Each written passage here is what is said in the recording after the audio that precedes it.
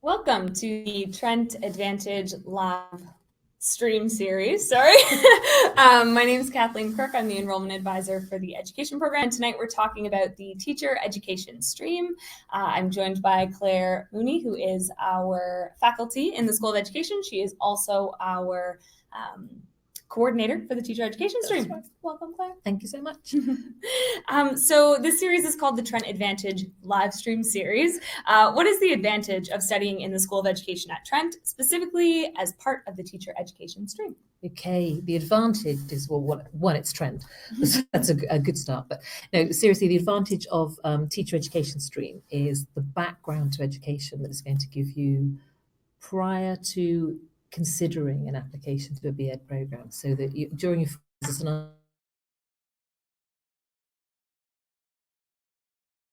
taking education courses, and those count towards your undergraduate degree, but it means that you can try education, try experiential learning in the classroom, and then make a really informed decision later on. So you're not going into an application later thinking, oh yes, I think I want to be a teacher.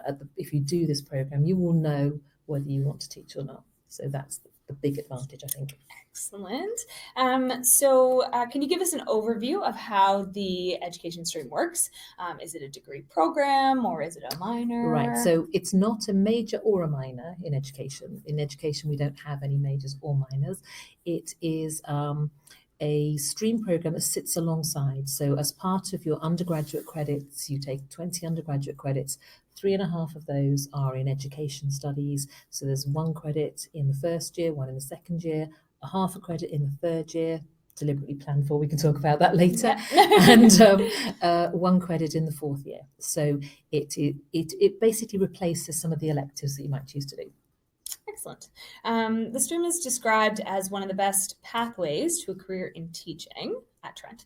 Why is that? And how will the teacher education stream prepare students for a career in teaching or in further education, such as a Bachelor of Education? So throughout the course of the program, students study foundational studies in education. So they actually start to learn about education as an academic discipline, not just as being on the receiving end, which, you know, we've all been to school and we've all received it, but learning about it as an academic discipline. Also considering what it means when you say I am a teacher. So considering teacher identity, starting to look at some of the curriculum areas, and alongside that, having experiential learning opportunities in school. So at that point, you know that you want to be a teacher or that you don't want to be a teacher, and they're both really important pieces of learning that. So by the time you come to apply for, was the second half of the question was about Bachelor of Education. Bachelor of Education, yeah. So when you're applying for your Bachelor of Education, you know what you want to do, and also you know if you want to be a teacher in a classroom or if you want to be in a teaching in a different environment. So whether that's in an early years environment, whether that's working with adults, whether that's working within museum system or zoos or wherever there's educational programming, that you can have experiences of those as part of the undergraduate, so that you know that if you want to do a B.Ed, you might want to do a B.Ed but not be a classroom teacher, and that's okay. It's a really useful qualification to have to work as an educator in so many different fields. Excellent. What degrees can students take at Trent with the teacher education stream? Okay, so I think just about any degree. Certainly, you know, you can put together, you have a maths degree, because I say maths because it's my subject, but you could have psychology, sociology, anything. There are a couple of the professional ones that is a bit harder. So if you wanted to do social work or nursing, it's a little bit harder to fit it in, but if you're prepared to do course overload, I think just for the last couple of years generally, if you wanted to do that, it's probably still possible to fit it in. But yeah, just about every degree it's possible to do it with.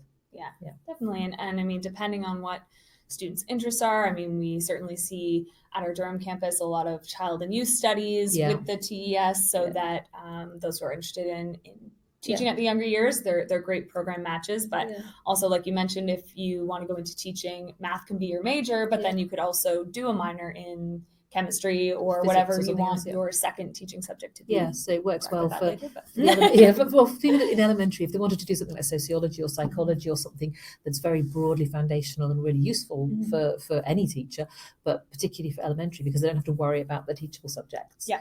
But for those people who are interested in teaching in high school and therefore need to have teachable subjects, you can absolutely do a major in math, minor in physics, and teacher education stream, or major in English, minor in drama, or any of the others. Yeah. Excellent.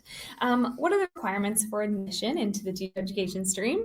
Are students in the stream guaranteed entry into the Bachelor of Education program at Trent? Okay, so first part, we're looking for grades 75% and above for entry into the teacher education stream at the undergraduate level.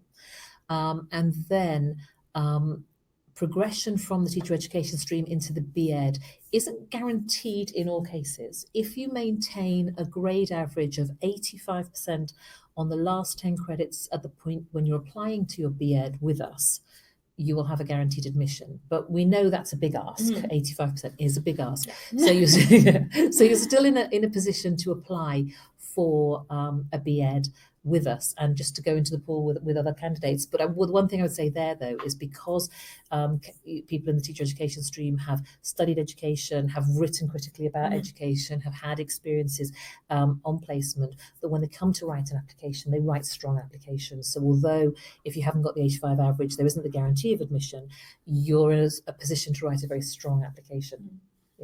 Yeah, and I think even though it isn't that concurrent model, certainly for those students who are considering education but aren't 100% on that you know, classroom teaching, can still get a lot from the program and kind of because you're not committing yourself to 6 years. You're committing yourself to 4 years, and so if you're thinking maybe education's for me, this is a really good way to kind of try before you buy. Yeah, for sure. Is so important in any program, especially one that trains our future teachers, as was mentioned. Yes. What are the experiential learning opportunities and placement opportunities available in the program? Would I, as a prospective applicant, get in-classroom experience in this program? So each semester, there is a half credit course, apart from the third year where there's just the one. But other than that, a half credit course. So whenever there's a course, half of the time is spent in the classroom in the university studying, and the other half is spent on placement somewhere. Now, students are free in the teacher education stream to choose and organise their own placement experiences. That's not true about our B.Ed at all. At that point, you go where you're told. But for the teacher education stream, candidates can go where they want to go, because that allows people to pursue their own interests, so they can, and also to choose, say, well, actually I think I want to be a high school teacher, so I'm going to try high school, but I'm also going to go into intermediate, and I'm going to go and look at an elementary classroom just to see as well. And so every time you've got a course, you've also got experiential learning as well. So there's a lot of opportunity to actually really try it out and get some valuable experience in the classroom.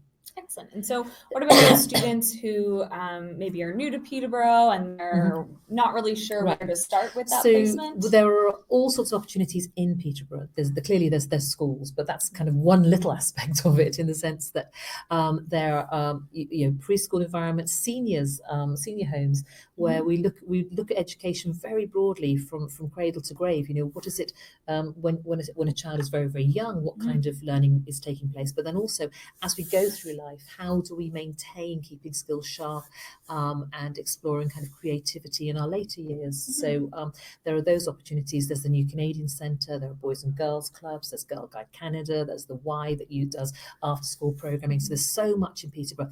But students don't have to undertake the placements in Peterborough. So many of the students, particularly in the first and second years, will go home for reading break and will undertake a week full-time somewhere. Yeah. So either in a school back home, or in a museum back home, or somewhere else that they can see. And we do interpret education very broadly, because we want to really give people the opportunity to to understand what it is to be an educator and where education takes place. So students can go home for reading break and can undertake their placement there. So it's nice. They get to see their family and eat some good food and do their placement. Yeah, and especially for those students who maybe had a teacher that was really influential for them and they want to learn more from. It's that opportunity to keep that connection. We do say that you can only do 2 placements in any one environment. So if you're thinking, I'm going to go back to my old high school, it was great. You might all the teachers. You might not want to do that in your very first year because that kind of placement, it's if you're going back and you've only just graduated from high school, you're still sort of in that student mindset of being in school. So it's kind of a good one to hold in your pocket for later on and go back in your 3rd or 4th year. And when you're actually thinking more as a teacher now and less as the student, because you can only do 2. So that's two, there are 7 courses, half credit courses. So 2 of those 7 can be in one place. Yeah. That's good to know. Yeah.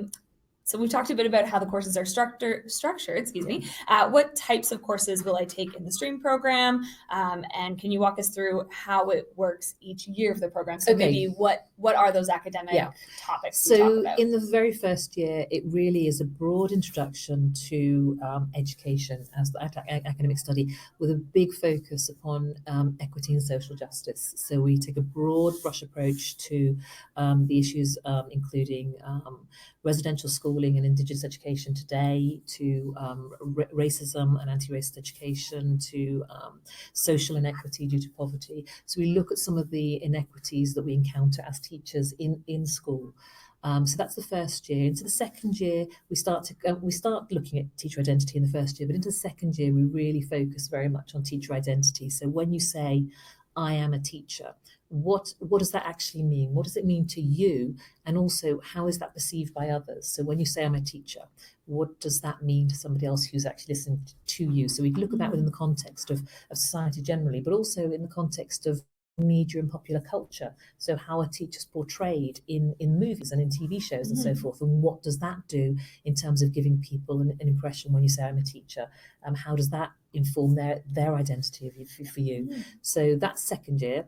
And then into the third year, we have one course, and that's based on language and literacy education. And we deliberately only have one course because the other option that students have is to go and study abroad, which is a great program we have here at Trent, that any student can go and study abroad for either a semester or for a whole year in any of the partner universities we've got around the world. And it's a great opportunity because you only have to pay Trent tuition fees as normal, so you're not paying international student fees, which is a massive saving. So we encourage as many teacher education stream students as would like to do that. Now, it's not compulsory. You don't have to do it. If you've got other commitments and you really can't go or you don't want to go, that's absolutely fine. But if you do want to go, and it's a brilliant experience to bring back into a classroom as a teacher to say, I've been to Australia for a year and studied there or something. So that's a great opportunity. So we have the language and literacy course there, because if you go and study abroad, you're exempt from taking that course. So we only wanted to exempt one course, but we chose that course particularly because for some students will go to Nantes, to France, if they're doing French. They go to, I've got just talking to 2 of the second years earlier today who were very excited to be going off to Nantes in the summertime for a year. And so in that context, they'll be looking at language very, in a different context. For other students who maybe go to Scandinavia, go to Finland to a university. I had one student do that one year. They went to Finland. They were learning in English at the university because the courses were taught in English, but living in society where the language is not English. So again, that causes you to reflect upon, the importance of language. But even if you go into another country where language is English, where the English is spoken, you've still got a lot of cultural differences. I can say just moving from the UK to Canada, which are very, very similar, there's still cultural differences. So it gives you that opportunity to reflect on those. So that's that one course. Then in the fourth year, students, you either carry on through third year to fourth year, or you come back from where you've been and then go into the last 2 courses in the fourth year. And that's when we start to move into mathematics and then STEAM, so science, technology, engineering, the arts and math. And so we've taken a different focus and shift it that way as well. And those courses aren't hard math courses, just everyone's got to do calculus. Not at all. No, it's actually looking at mathematics and saying here's this great investigative problem that we're going to have a look at, and then what would that look like in a classroom? What are the implications for you as a teacher if you wanted to teach in that way with this kind of problem? So it's really starting to unpick the subject. It's a lovely opportunity to explore those things, and in STEAM as well, to look at the interactions between music and math and visual art and engineering, and some great opportunities to do that we just don't have time to do on a BEd program, let's be honest. So they're really great opportunities that you wish every teacher candidate could have, and they can't because there isn't the time, but they can if you're in the teacher education stream by doing these courses. Excellent. That's wonderful. So if a student decides they will not go on to do a Bachelor of Education, either with us or somewhere else, how will the stream benefit those students? How do these courses help them? So that whether you choose to go on to study education or not, these credits are yours. So they're not, with a Con Ed program, you're looking at credits that are, the education credits go towards your BEd, your next degree. These are undergraduate credits, so they're absolutely part of the 20 undergraduate credits. So even if you said, I never want to do anything with education ever again, I can't believe it, but even if you did, you don't lose those. They're your credits. They're yours for keeps. So they're part of your undergraduate degree. But I would say beyond that, I think just having the opportunity to consider the issues that we look at when you're looking at whether it's teacher identity, but that forces you to actually have moments of self-reflection. And I think that's really important in any work environment, that you actually can start to think about your own identity, how you identify, looking at issues of inequity in society. Again, it doesn't matter where you're working, those are issues that are important to all of us. Again, language and literacy, that underpins everything we do. And as a mathematician, I have to just say those last two courses are clearly the ones that will benefit you most in life. But no, in all seriousness, I think that they've got everything that we're doing there is building really critical skills of problem solving and critical thinking and collaborative working, which is so important. And all of those things will stand you in good stead no matter what you choose to do. Excellent. What are the career prospects like for teachers right now? Okay, it's interesting. Every teacher candidate from our BEd program that I spoke to at the end of last year who wanted a job had a job. Okay, some of them had. It was great. It's great because children need teachers. So it's so much better than it was, a few years ago. At this point in time, people are getting jobs. So last year, I was talking to students. Some of them had got full-time teaching jobs in Canada, in Ontario. Others were working on supply teaching in Ontario. Others are working full-time jobs elsewhere in Canada. Others are working internationally. And it's not that they had to work internationally, it's that they were choosing to work internationally. So many opportunities for teachers are out there. I know the media would have you believe that there are fewer opportunities for teachers, and why would anybody want to be a teacher? But the reality is, that there is a change in demographic in teaching. Teaching jobs are becoming available, and the recruitment stats for our teacher candidates coming out of the BEd program are really positive at the moment. So I think you can read what you see in mainstream media and in social media and think, I don't think I want to be doing that. But the reality is, for the students that I've seen last year, and again, students this year, where are we now? It's only just February, and some of them are already being interviewed by boards for next year. So it's I think it's a constantly improving situation for teachers. And for anybody thinking of coming into teacher education stream now, you're looking at 6 years down the line.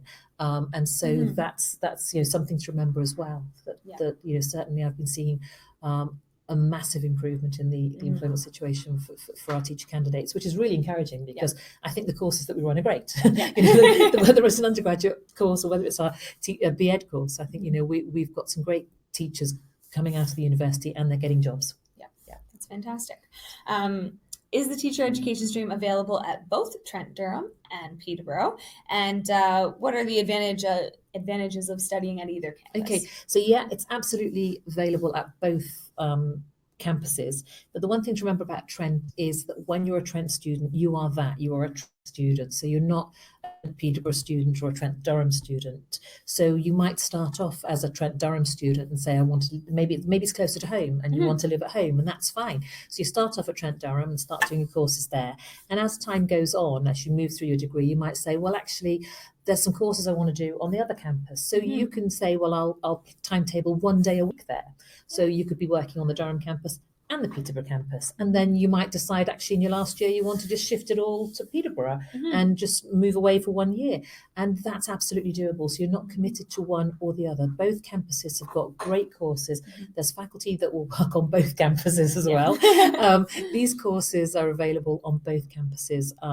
And I think that there are really strong benefits for both of the campuses, depending on what you're looking for and depending on your own personal circumstances. But the reality is you're a Trent student and can take any of the courses on any campus.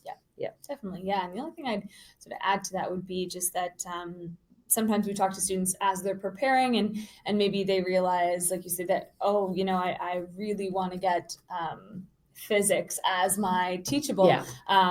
Sometimes those courses are more dominantly at our Peterborough campus. A lot of our sciences are more, there's more offerings at least at our Peterborough campus. So there's subtle differences there where students can look on OUAC at all of our programs, and it will kind of tell you which ones are offered where. So that can also help students if they're just trying to choose a campus. But there's a vibrant campus life at both, and they're each different in their own way. But I love that the education program is offered at both campuses. Allows for that flexibility within teaching. Are applications still being accepted to the stream, and how do I apply? Well, they are still being accepted to the stream, and you apply through UAC as normal. So OUAC, as you would normally apply for any other university program, apply for teacher education stream, and we will evaluate your application for teacher education stream. So if you say wanted to come and study physics, for example, and you would apply for teacher education stream first, because that's the one that's got the higher grade average that we need to evaluate first. And if you're accepted for that, then you can automatically do your physics if that's what you're applying for. Excellent. Yeah, and I'll just mention to those who maybe have looked at OUAC and are not sure which to choose. There is a teacher education stream, arts and science, for both Peterborough and Durham. So there are 4 teacher education stream options. So just make sure you're looking at the right one when you add it to your program list. And then if you did choose one and want to change it, you can always email admissions@trentu.ca just to let us know, and we can help you change that, because that happens sometimes. But then once you're accepted, then it's really easy. It doesn't matter at all. You can change it as often as you change your socks if you want to, but we wouldn't recommend it. And I'll also mention, just for what you see on OUAC, when you look at the list, there is a little drop-down box that allows you to choose a program that you're interested in as your academic major, but you're not locked into that. So it's more just to kind of showcase some of the programs you can do with the stream. But as Claire said earlier, there are so many programs you can do with the stream, we can't fit them all on there. So if you don't see what you're looking for, if you very specifically want French and physics, and it's not listed as a joint major, doesn't mean you can't do it. It's just that it's not very popular. So you absolutely can do it. And most of our stream students, they really just, you wait until the end of first year, beginning of second year, and that's when you declare your academic major. So you have that full first year to really see what's out there in post-secondary before you make your decision. Absolutely. Who should students contact if they want to learn more about the teacher education stream program? So we have a website that we have the Trent University website, which trentu.ca/education. And from there, you can go to the programs, and in the programs, you'll see teacher education stream. So that's one source of information. The other thing you can do is, if you wanted to email somebody, you can email tesadmin@trentu.ca. So tesadmin@trentu.ca, and that will get you somewhere. Or you can email admissions@trentu.ca. So there's lots of places, and there's always somebody who can help. We pass those back and forth all the time, depending on what they are. So you can also ask questions now on the little Q&A box or chat. So we'll turn to those and we'll answer a couple of those. If you still have questions, we're still going, so you can keep typing away. So we have one question here. Does the course load in the teacher education stream allow for enough space to major and minor in 2 teachable subjects? It does. It depending on the teachable subjects, I will say, because some of the science ones, I know physics, if your physics is your first is a major, it's quite heavy. But remember that with 2 teachable subjects, you don't have to have a minor in your second subject. You don't even have to have a major in your first subject, but you need to have 5 credits in your first teachable subject. So most students would major in their first teachable subject. But for your second teachable subject, you only need to have 3 credits, unless it's French when it's 4. So as long as you've done those credits, you actually don't need to have it as a minor or any or a joint major or anything else. Just the credits will do. So but it still does allow for majors and minors, and it does take some planning for sometimes. You really have to. I'd recommend looking at the academic calendar and working out the path that you're looking for in terms of the subject, so you know that you can get everything in. But as long as you kind of hit the ground running, that it is possible to do that. Yeah, absolutely. Some students do joint majors and teacher education stream. Others do major and a minor and teacher education stream. But to have the 2 teachables, I don't worry too much about it being a major and a minor. Just have a major and at least 3 credits, and if it's for at least 4 credits. And then if you've got room, you can top it up to a minor as well. And definitely, just having that awareness that you need to, and then you can kind of check and see where you are throughout. We have academic advisors who are available to help people out. Claire's available. I'm available. So there's lots of support once you're here, just to make sure that you get all of those in. Another question: who can help to choose the courses that relate to the subject I want to teach in the future? Okay, so we've got academic advisors at Trent, and any student can book an appointment with any academic advisor. So we have a college system at Trent, if you're not familiar with Trent. So we have a college system on campus, which creates a different identity within the whole campus, because we wanted to make sure we have a really community feel on the campus, which is great. And each college has got an academic advisor, and you can go and see them. But you don't actually have to go to your own academic advisor. You can go to any of them, and you can see them face to face. You can have telephone meetings with them. They will help you navigate that. However, within the School of Education as well, I'm happy to help. Mackenzie, who's the the administrative officer associated with the programme, she's also in a position to help. Kathleen help. There are so many people. So it's the School of Education is not vast, which is great. And it means, therefore, you can get face-to-face contact with people. You're not just, a number in a system. You are a person, and we're not just faceless, kind of bureaucrats or academics. You're welcome to knock on doors and pop in to see people, and people will help with that kind of thing, because it's important. You as you go through these years, you do need to know that you're getting the right credits for your teachable, so that when you come to apply, it's not a big shock that, oh my goodness, I can't actually apply for that BEd in secondary education. So it is important. We recognise it's important, and we will happily meet with people to talk about it. And there's lots of us who can do that. Yeah, for sure. And most of the teaching subjects, I'd say, are pretty straightforward. If you want math, take the math courses that are applicable to a math degree.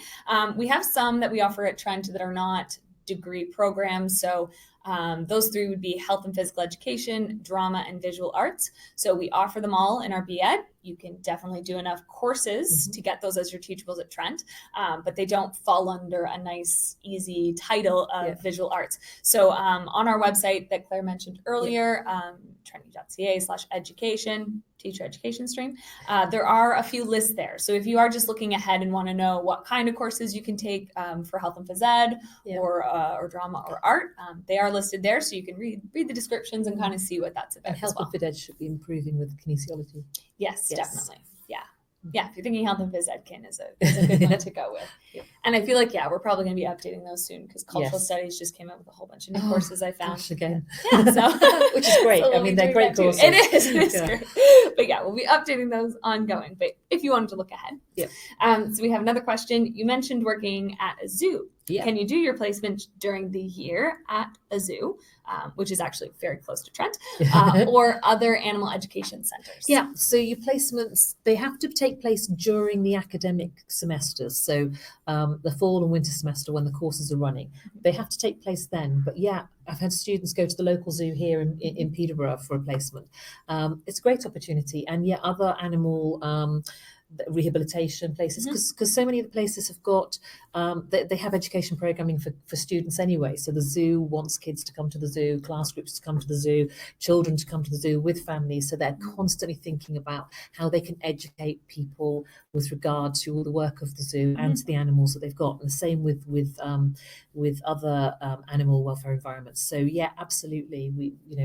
And it's a place that some people know that's where they want to work. And so doing a couple, 2 placements there, absolutely possible. Yes. Yeah.